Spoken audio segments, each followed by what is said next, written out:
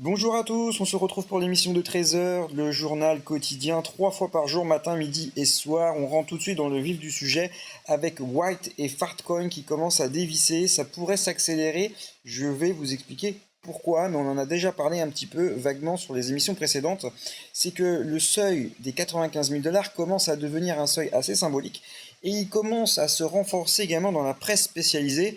Et les traders commencent à se poser la question de se dire, mais finalement, est-ce que les 95 000 dollars, c'est pas vraiment le vrai seuil et c'est pas non plus celui de 100 000 psychologiques qu'on a institutionnalisé depuis quelques jours. Donc en gros, pour faire simple, on pense que 100 000 dollars, c'est vraiment le palier, mais techniquement, c'est pas 100 000. 100 000, c'est le psychologique, le technique, c'est le 95 000.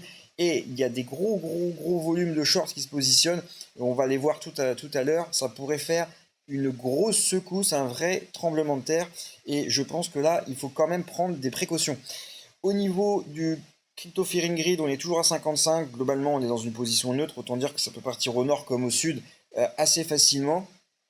Je vais pas trop parler de Bitcoin. Alors, on va parler dessus quand même, mais je vais d'abord passer sur Ethereum.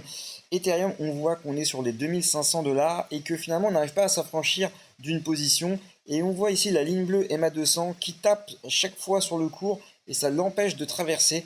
Je pense qu'on va naviguer encore là-dedans encore quelques jours tant que Bitcoin ne prend pas position. Et il faut savoir que cette ligne, elle revient quand même de loin depuis août 2024. Donc vous voyez, tout ce qu'on a fait là à la hausse a été annulé, la baisse est annulée. On revient au point de départ d'août 2024 avec une zone de résistance range qui avait duré déjà depuis longtemps.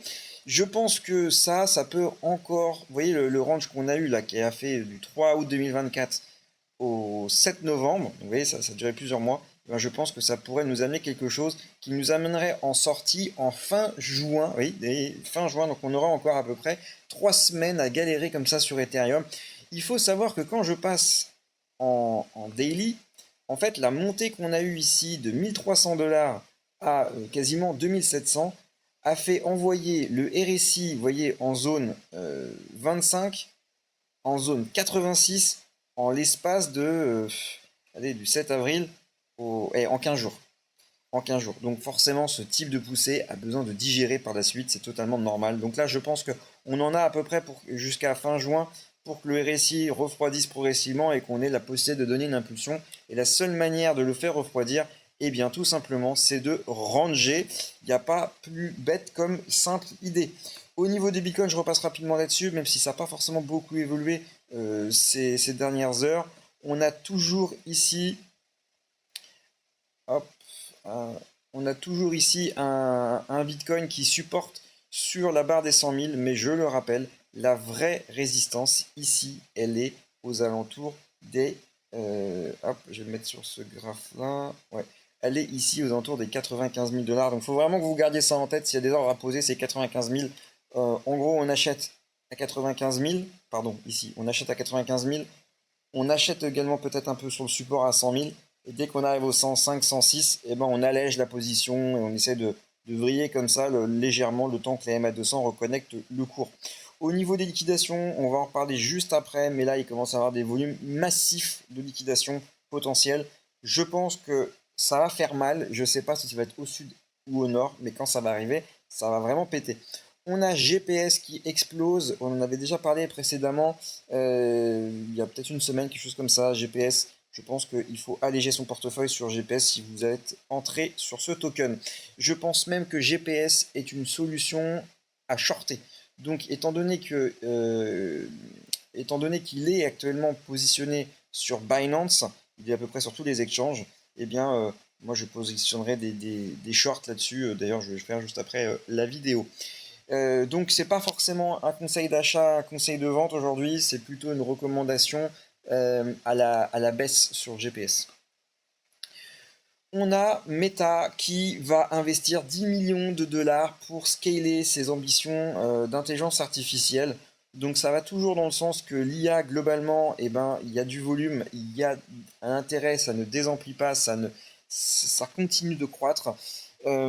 Ça va toujours dans le sens aussi des intelligences artificielles décentralisées comme BitTensor, qu'on a largement relayé sur cette chaîne déjà, et pas que, même les confrères youtubeurs pour dire que voilà, il y a quelque chose qui s'est fait, ce n'est pas simplement un feu de paille. et les gros acteurs investissent. Donc nous, à notre niveau, c'est compliqué d'en tirer profit, mais sur des intelligences artificielles comme Bitansor, on peut se positionner si ce n'est pas déjà fait. On reparle ici des prix de liquidation. Il y aurait à peu près 15 milliards de dollars de short qui seraient liquidés si Bitcoin tombait, enfin, pratiquerait une hausse de 10%. Alors, vous voyez, quand on revient ici, ça veut dire qu'une hausse de 10% qui nous ramènerait aux 110 000, là, ici, il y aurait 15 milliards de dollars de short qui seraient explosés. Ça serait absolument incroyable. Je crois qu'on n'a jamais vu quelque chose comme ça. Mais il va falloir vraiment de l'énergie pour aller chercher ça. Les shorteurs vont pas se laisser faire, les bears vont pas se laisser faire. En tout cas, c'est un chiffre qui est très intéressant et je pense que c'est un chiffre qui donne énormément d'idées à de grosses whales. Donc très intéressant de voir ce qui va se passer. Les ventes immobilières à Dubaï ont atteint 18 milliards de dollars en mai dans un contexte poussé par la tokenisation. C'est complètement dingue, 18 milliards en un seul mois. Il faut savoir qu'il y a une transaction record à elle seule qui a fait 3 milliards de dollars. Et en fait, il y a aussi beaucoup de transactions qui commencent à se faire sur de la tokenisation. Donc Dubaï en profite, ça reprend un petit peu les modèles économiques qu'on a pu avoir avec Realty, etc.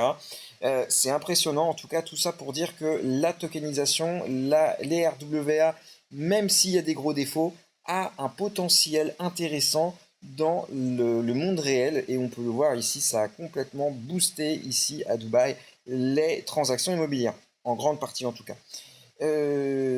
Tac, bon voilà, on a déjà parlé de ça. Le même coin, là, peut-être pour cet après-midi, bah écoutez, je vous propose Allcoin.